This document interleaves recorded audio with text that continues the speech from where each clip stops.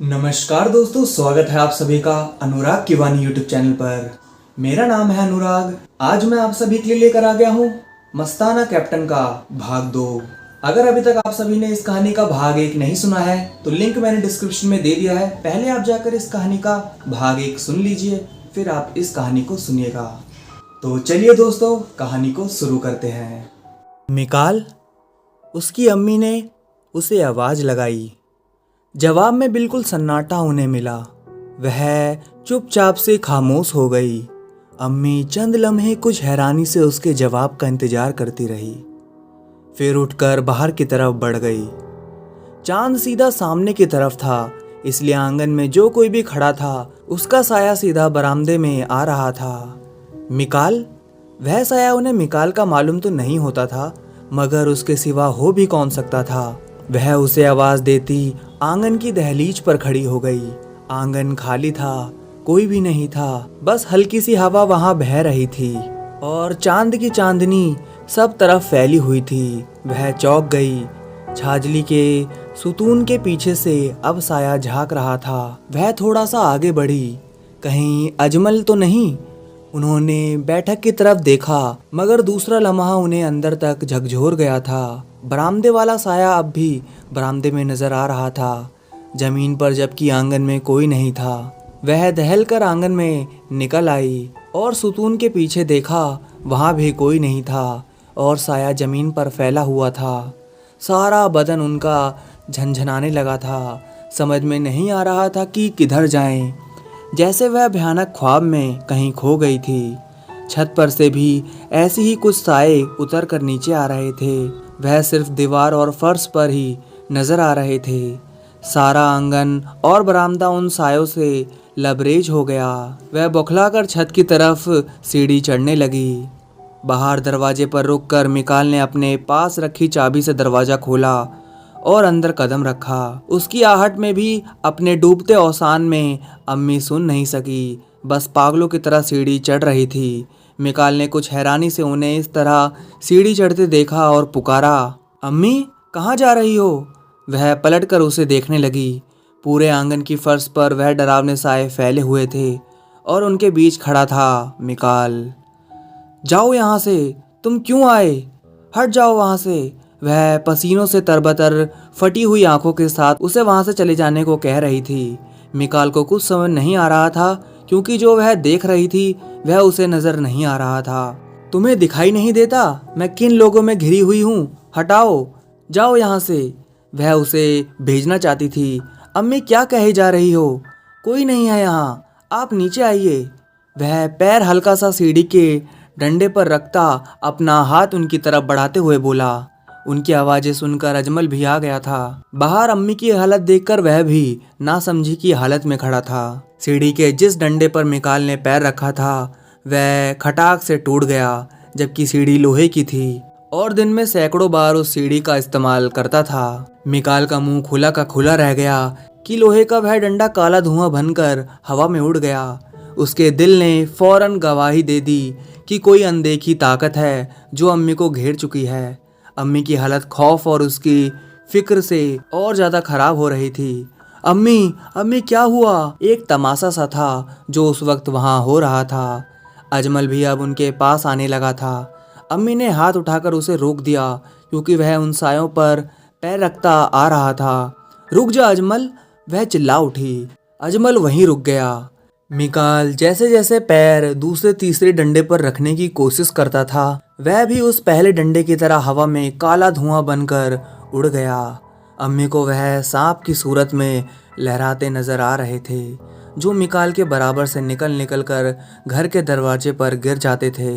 अम्मी, नीचे कूद जाओ, मैं आपको पकड़ लूंगा। जब हर कोशिश नाकाम होती रही तो वह खुद सीढ़ियां चढ़ने से रुक गया और उसने कहा तो वह सर नहीं में हिलाने लगी।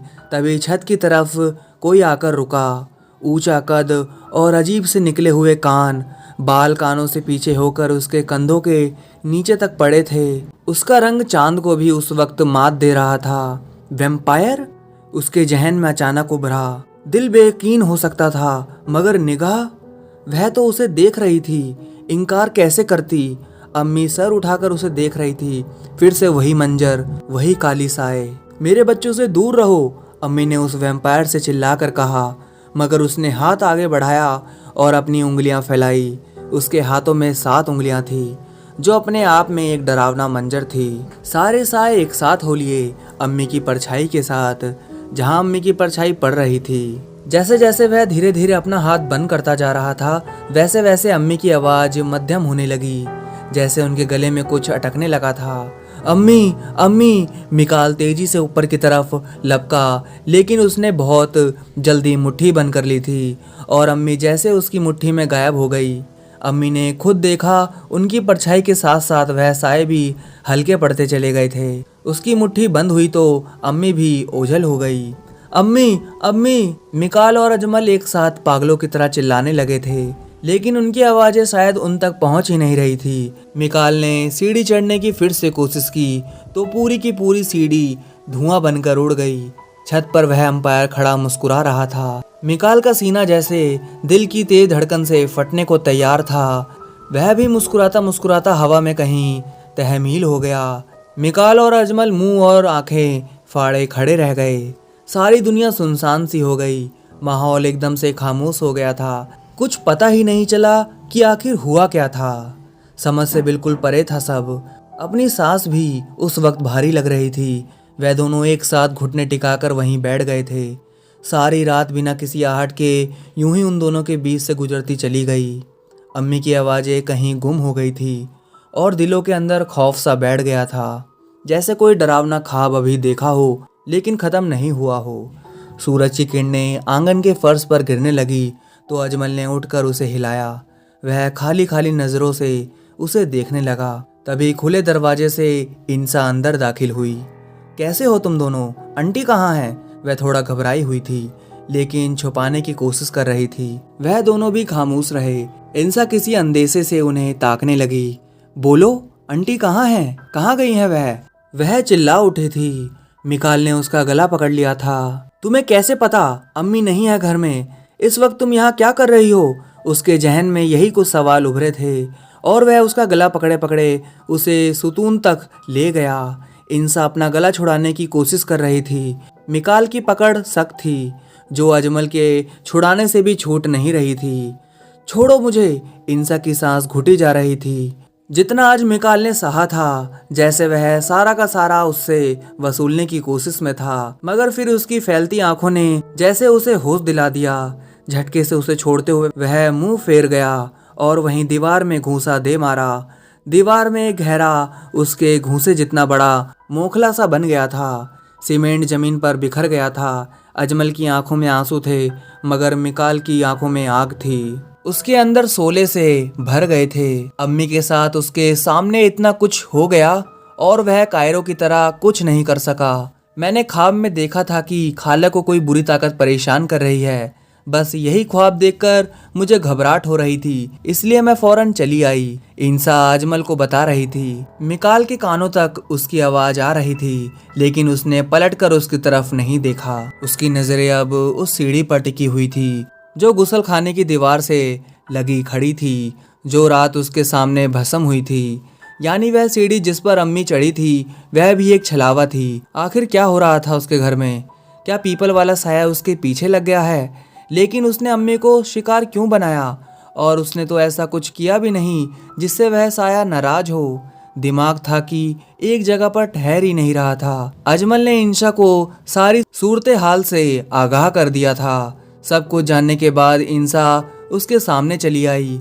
क्या तुम्हें मुझ पर शक हो रहा है? मैं ऐसा कुछ कभी नहीं कर सकती। हाँ, तुम्हारी मदद जरूर कर सकती हूँ, उसने कहा तो मिकाल ने झटके से उसे देखा। उसे सिर्फ एक कड़ी की तलाश थी, बाकी सारी उधेड़ बुन वह खुद कर लेगा। क्या मदद कर सकती हो तुम? तुम्हें पता है कि यह सब अम्मी के साथ क्यों हुआ? यह तो मुझे नहीं पता, लेकिन आजकल सोशल मीडिया पर एक टीम का कहना है कि वह वैम्पायर्स हंटर हैं। उन्होंने बहुत से लोगों को उनके चंगुल से बचाया है, उसने कहा तो मिकाल का बंद दिमाग अचानक से खुल गया। वह तो बीनी की टीम थी, वह उनसे मिल चुका था। मुझे जाना होगा। वह फौरन बाहर की तरफ लपका। कहाँ जाना है? इंसा और अजमल उसके पीछे आए थे। मुझे पता है वह टीम कहाँ मिलेगी। वह जल्दी जल्दी अपनी बाइक के पास आते हुए बोला। रुको मिकाल, मैं भी साथ चलूंगी। इंसा उसके पीछे पीछे भागते अंदाज में चल रही थी। तुम क्यों आओगी, तुम क्यों जाओगी, वह झल्ला कर बोला।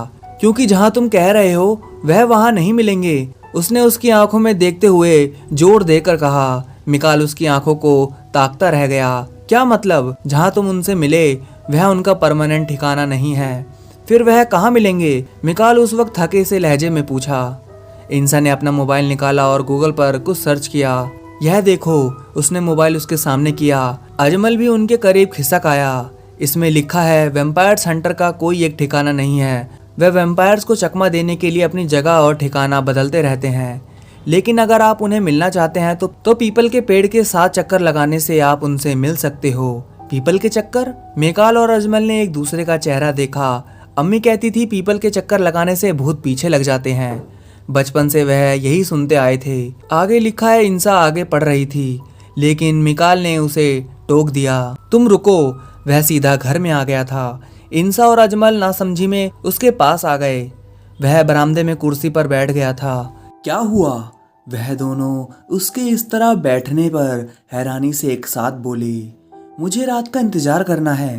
पीपल से उसे बहुत कुछ याद आ गया था। मिकाल एक तरफ बैठ गया था, लेकिन उसकी बेचैनी उसकी उंगलियों और पैरों से साफ झलक रही थी। वो बार बार पैर जमीन पर पटकने लगता और अपने हाथों की उंगलियों को घुमाता रहा। धीरे धीरे सरकते सरकते रात करीब आने लगी। इस बीच इंसा ने थोड़ा सा खाना बना लिया था, जो इंसा और अजमल ने थोड़ा बहुत खाया और मिकाल ने चखा तक नहीं। उसका सारा दिमाग इस मसले में उलझ कर सब चीज़ों से नफरत कर रहा था। कुछ भी उसे पसंद नहीं आ रहा था। इंसा और अजमल का बोलना तक उसे नागवार गुजर रहा था। रात ढलकी तो अजमल को आदत के मुताबिक नींद आने लगी। अक्सर अम्मी और वह इस वक्त तक सो जाते थे, लेकिन आज वैसे भी देर ही हो गई। अम्मी की बहुत याद आ रही थी। फिर भी झपकते झपकते उसकी आंख लग गई। तुम्हें नहीं सोना? मिकाल ने एक तरफ खामोश बैठी इंसा को टोका। वह न जाने कब से उसके सोने का इंतजार कर रहा था।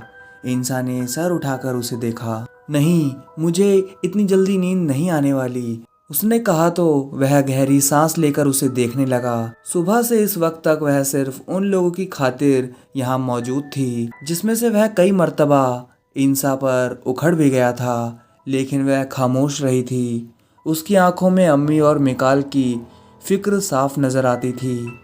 मिकाल भले ना समझे, लेकिन उसके लिए इंसा का दिल हमेशा बहुत खुला हुआ था। ठीक है, मैं बाहर जा रहा हूँ, मेरे पीछे मत आना और मेरा वेट भी मत करना, मिकाल ने कहा। तो वह उसकी आंखों में हैरत उभर आई। तुम कहाँ जा रहे हो? उसने कहा, लेकिन वह सुनने के लिए मौजूद नहीं था। दरवाजे की तरफ बढ़ चुका था।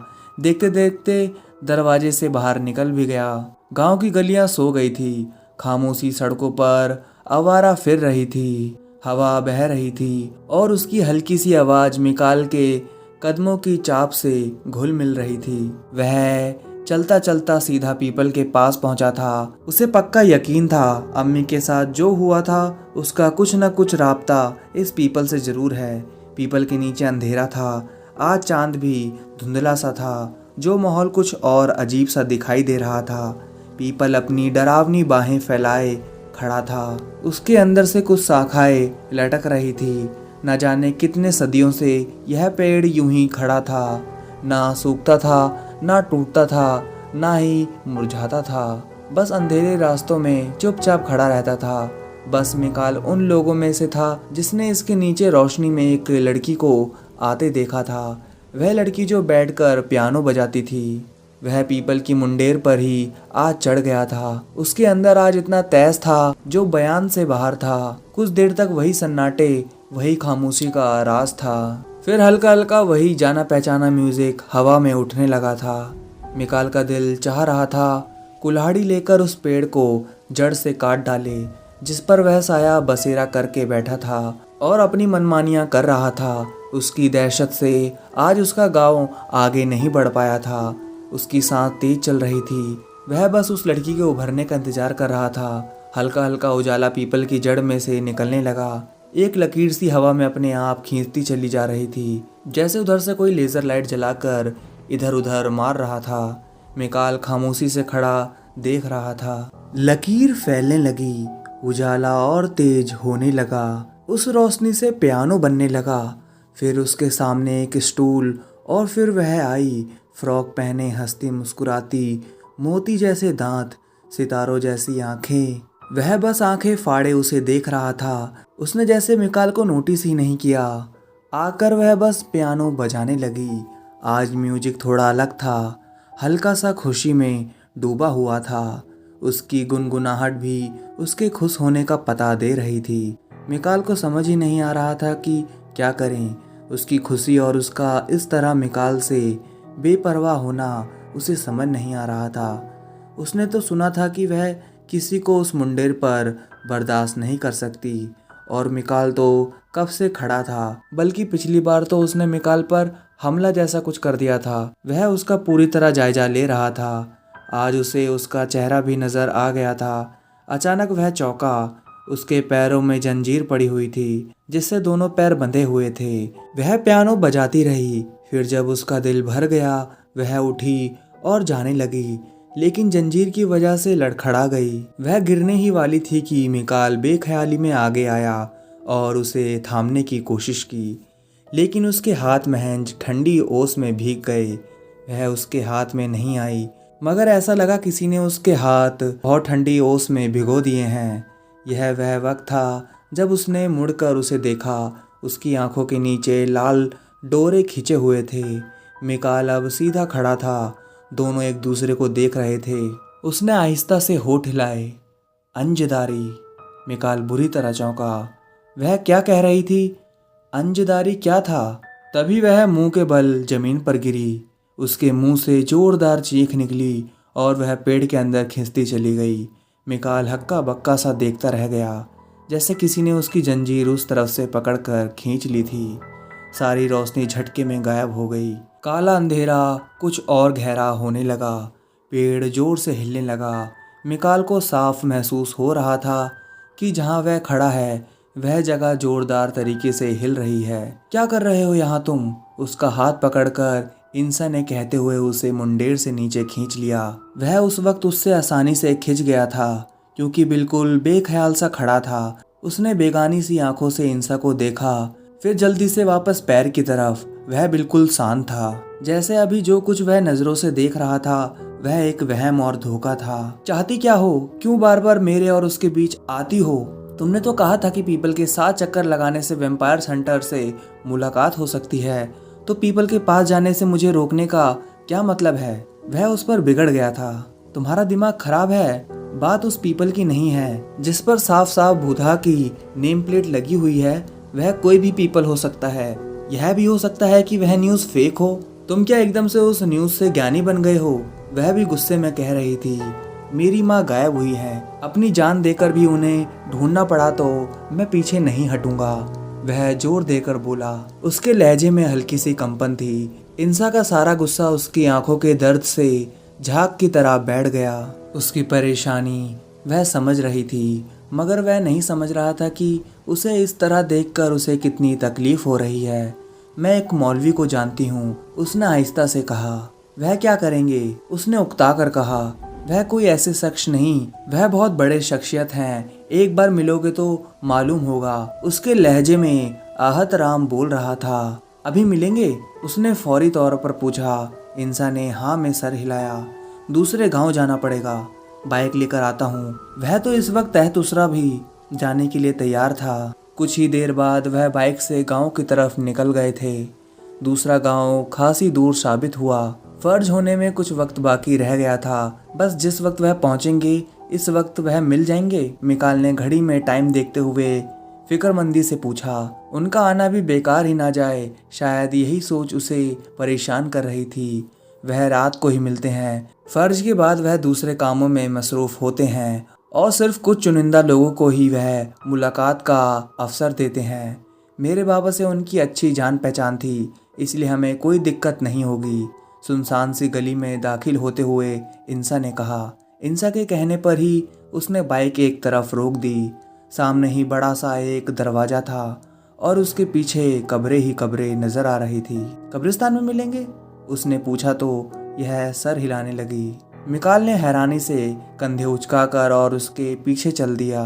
गहरी रात और बादलों से ढका आसमान, कब्रिस्तान में कुछ लाइट्स जली हुई थी, कुछ उखड़ी हुई कब्रें और कुछ ताजी बनी हुई अलग ही नजर आ रही थी। शहर खामोश, जमीन से नीचे और जमीन के ऊपर की कहानी है, बस जिंदगी और इसी में सारी दुनिया सब कुछ भुला बैठी थी। अभी जमीन से ऊपर और किस लम्हे में जमीन के नीचे दफन हो जाए कोई नहीं जानता।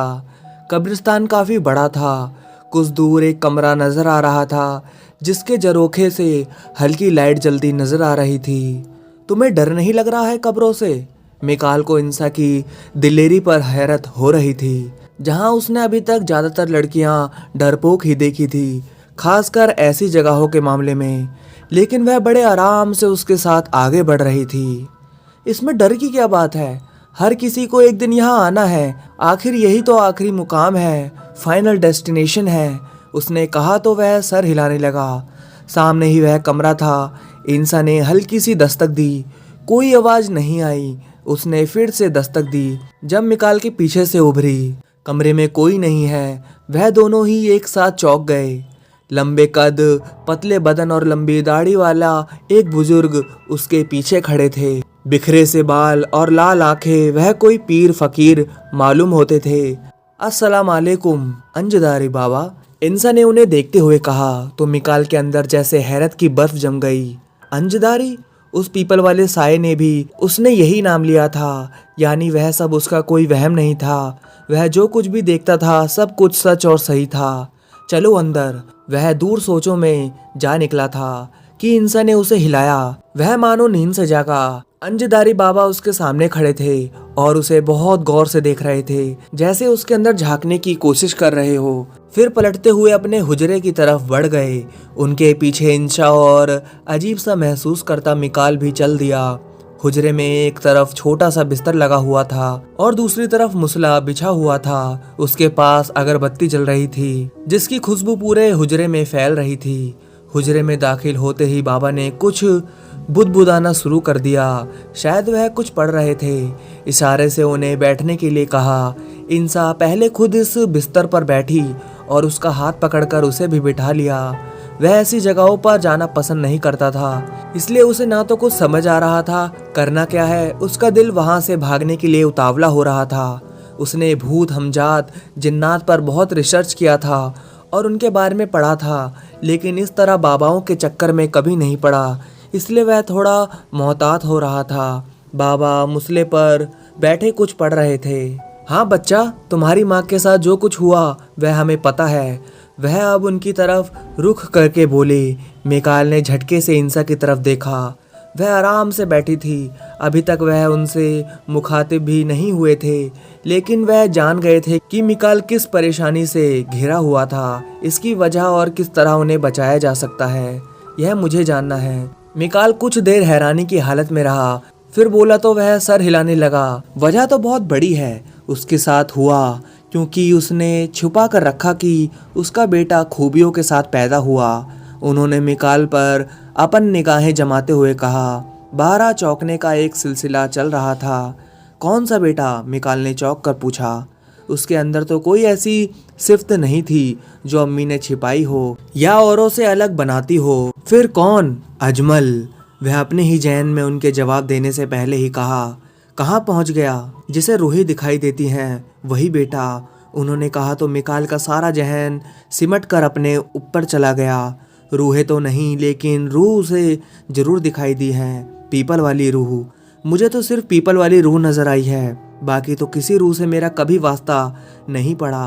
उसने साफ गोई से कहा तो वह इस बार हंस दिए और इंसा की तरफ देखा।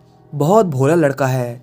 इसकी माँ ने इससे सब कुछ छुपा के रखा, कभी इसे नहीं अंदाजा भी होने दिया कि यह कितना खास है, औरों से बिल्कुल अलग। शायद इसे खोने से डरती होंगी और इसे पता भी नहीं कि हर मोड़ पर इसे बहुत सारी रूहें मिली हैं जिन्हें हमजात कहते हैं। बाबा की ये बातें मिकाल को यकीन से परे लग रही थी। अगर पीपल वाली रूह का मामला उसके साथ नहीं होता तो वह शायद इस वक्त उठ कर चला जाता। उसके अंदर सिफत है और उसे ही मालूम नहीं, यह कैसा मजाक था। उसका चेहरा कठोर होने लगा था। इंसा के अंदर बहुत कुछ ऐसा होता है जिससे वह परिचित नहीं होता। लोग उसे परिचित कराते हैं। याद है एक बार दो लोगों की लड़ाई हो रही थी।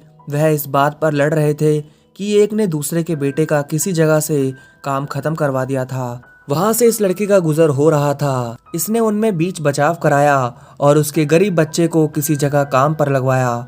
वह लोग हमजात थे। मिकाल की सारी यादें ताजा हो गई। उसने उस गरीब की मदद की थी। उसे इसका अंदाजा भी नहीं था कि ऐसा कुछ होगा। वह तुम्हारा एक इम्तिहान था जिसमें तुम पास हुए, बाबा ने खुशी से बताया। इंसा उसे ताके जा रही थी जो खुद पर बेयकीन हो रहा था। तो क्या मेरे अंदर सिफ्त है? उसने कुछ जुंज बुंज होते हुए पूछा। वक्त के साथ साथ सारे सवाल सुलझ जाएंगे, बस तुम अपना दिल ऐसे ही साफ रखना, उन्होंने कहा। तो वह जैसे अपना दिल टटोलने लगा। उसका दिल और साफ? वह तो ना जाने कितने दिल दुखा चुका था शायद। खैर, हर मामला उसकी सोच से तो परे जा रहा था। फिलहाल वह अम्मी के मुतालिक पूछने आया था और टॉपिक कहीं और जा निकला। हालांकि कोई और वक्त होता तो वह इस किस्से को खोद डालता, मगर अम्मी ने उसे सब तरफ से बंद कर दिया था। अम्मी को किस तरह उस तिलिस्म से वापस लाया जा सकता है? उसने अपना दूसरा सवाल फिर से दोहराया। इतना आसान नहीं है। वह ऐसी जगह है जहां इंसान का पहुंचना नामुमकिन है। उस जगह का नाम कहत है और वहां जाना आसान नहीं, बहुत मुश्किल है। वह एक गायब दुनिया है। उनकी बातें समझ से बाहर थी, मगर अम्मी का गायब होना मंजित हैरान कुन था। आंखों के सामने वह एक शख्स कहीं से आया और सब कुछ अपने साथ लेकर चला गया। हाँ, अम्मी उसका सब कुछ थी। उन्हें खोजने के लिए दुनिया के किसी कोने या उससे बाहर जाना पड़े भी तो मिकाल गुरेंज नहीं करना चाहेगा। वहां जाना कैसे होगा? उसने पूछा तो वह बाबा तो उसे बहुत तिलिस्मी लग रहे थे। सर नहीं में हिलाने लगे। बेटा, हर किसी के इल्म की हद होती है और मेरे इल्म की हद यहीं तक थी। इससे ज्यादा मैं कुछ नहीं बता सकता, वह मायूसी से बोले। लेकिन मिकाल की उम्मीद तोड़ना इतना आसान नहीं था। उसकी हिम्मत और उसकी उम्मीद किसी के भी इल्म से ऊपर थी। उनसे विदा लेकर वह बाहर निकल आए। कुछ खास मालूमात हासिल नहीं हुई, मिकाल ने मायूसी से कहा, मगर दिल में वह पुख्ता था। यह तो पता चला कि तुम खास हो। इंसा ने मुस्कुराकर उसकी तरफ देखा। उसका अंदाज माहौल को हल्का फुल्का करने की कोशिश लिए था। वह भी हल्का सा हंस दिया। वह मैं हमेशा से हूँ, यह तो बहुत सी लड़कियों ने मुझे बताया हुआ है। इंसा जोर से हंस दी थी। जिंदगी अजीब तरसी महसूस हो रही थी।